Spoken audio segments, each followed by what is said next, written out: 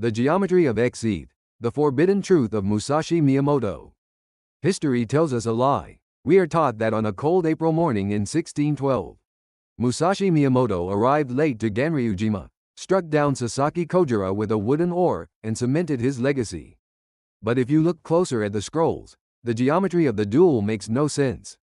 Why did Musashi arrive at the exact moment the sun blinded his opponent? Why was there no witness to the final blow besides the wind? The truth is, Musashi wasn't just a swordsman, he was a master of a darker, psychological art that the samurai code, Bushido, feared to acknowledge. He didn't just kill his enemies, he erased their reality before the first strike was even swung. Between the ages of 21 and 28, the man who would become the Sword Saint vanished. 7 years of absolute silence. While other samurai were polishing their armor and serving lords, Musashi was a shadow.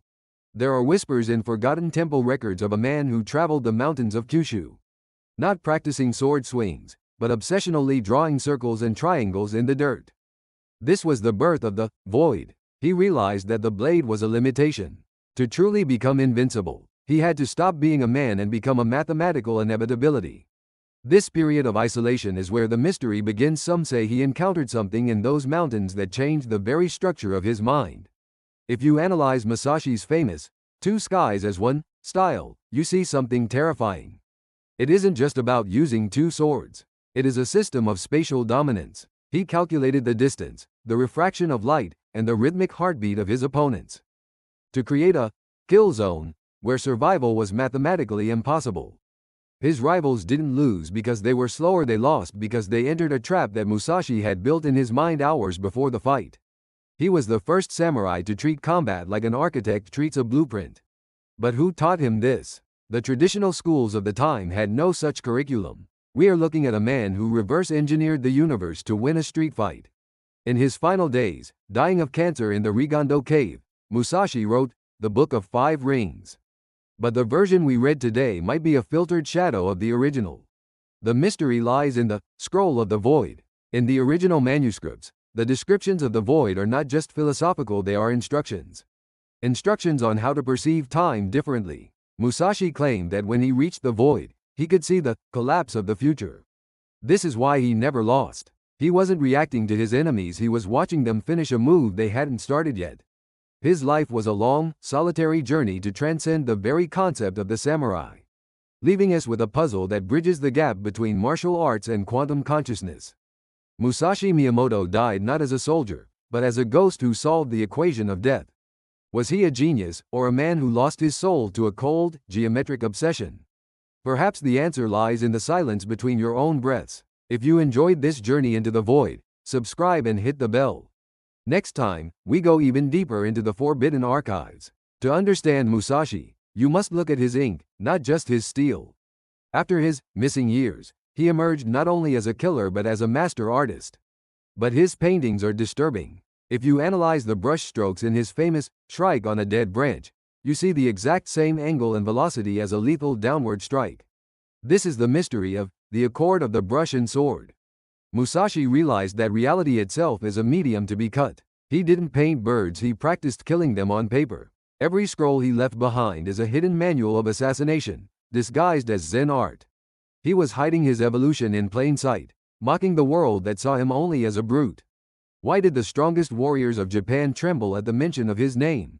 It wasn't his strength, it was his psychological warfare. Musashi was the first to realize that a duel begins weeks before the blades touch. He would stalk his opponents, learn their insecurities, and use their own family's histories against them. He was a pioneer of gaslighting in the 17th century. He once stayed in a village for a month just to convince an opponent that the wind was cursed, eventually driving the man to madness before the duel even started. This is the dark side of the legend that history books ignore. Musashi didn't just fight men, he dismantled their sanity. He turned the entire world into a weapon, using the environment, the weather, and even the rumors he spread himself to ensure his victory was a foregone conclusion. As the light faded in the Rigando cave, Musashi performed his final act of defiance. He didn't just write a book, he attempted to map the soul. The Book of Five Rings concludes with the Scroll of the Void, a chapter that many scholars find incomprehensible. But what if it's a code? New theories suggest that the measurements Musashi described for his swords and stances align perfectly with certain star charts and sacred mountain coordinates. He wasn't just leaving a legacy for warriors, he was leaving a map to a state of being where death no longer exists. On his deathbed, he refused to lie down, insisting on dying while sitting up, clutching his sword. He was still calculating, still measuring, still fighting a war against the limitations of the human body. He left this world not as a man who won 60 duels, but as a man who solved the mystery of existence through the tip of a blade. The story of Musashi Miyamoto is the story of a man who looked into the abyss and decided to measure its depth. He proved that with enough focus, a human can become a force of nature. But at what cost? To become the Sword Saint, he had to murder the man within. If you seek his path, remember his final warning: do nothing which is of no use. But in a world of endless distractions, perhaps that is the most difficult duel of all. We have decoded the geometry, but the ghost of Musashi still haunts the mountains of Kumamoto, waiting for someone to finally understand the void. Are you that person? We often think of Musashi as a destroyer, but in his final years, he became a creator of a different kind, an alchemist of human potential. He began to claim that the sword was merely a bridge to a state of no self.